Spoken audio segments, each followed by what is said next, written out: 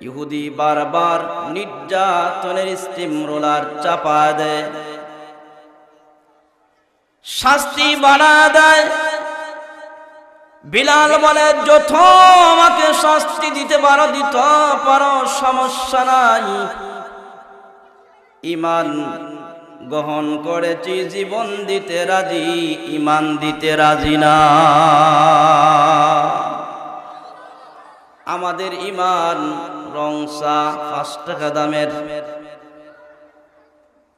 আমাদের ঈমানের দাম 500, আমাদের ঈমানের দাম 200, আমাদের ঈমানের দাম 1000, কারো ঈমানের দাম 5000, কারো ঈমানের দাম 10,000। কথা বলেন ঠিক কিনা?